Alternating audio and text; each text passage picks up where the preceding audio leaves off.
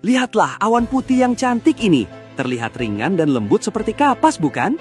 Tapi tahukah Anda, satu gumpalan awan ini sebenarnya memiliki berat rata-rata 500 ton. Itu setara dengan 100 gajah raksasa yang sedang melayang tepat di atas kepala Anda saat ini.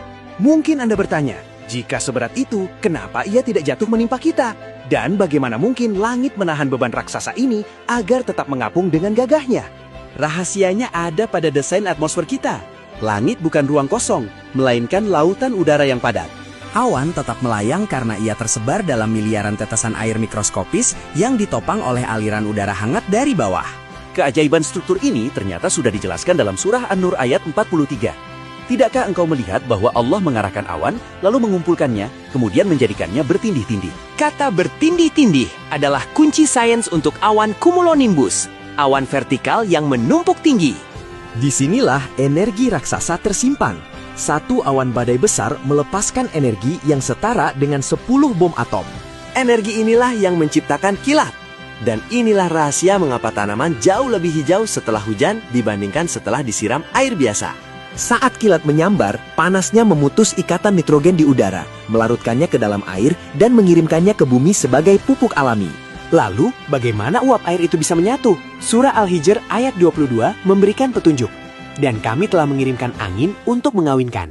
Jika pada tumbuhan, angin membantu penyerbukan, dalam sains cuaca, angin juga mengawinkan uap air dengan partikel debu atau garam laut yang dibawa angin sebagai inti kondensasi.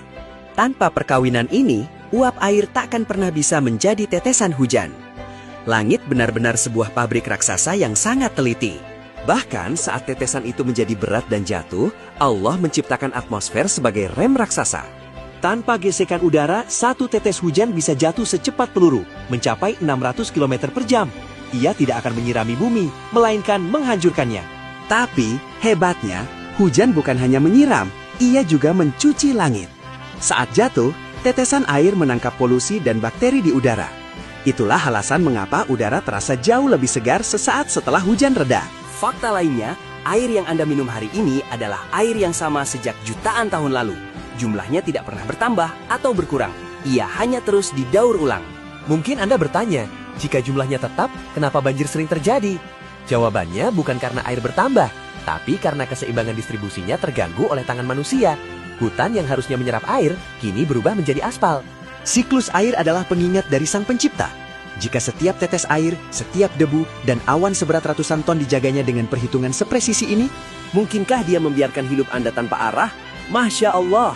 Mari kita jaga bumi ini, sebagaimana Ia menjaga kita. Tulis pendapatmu di komentar, dan bagikan video ini jika ilmu ini bermanfaat.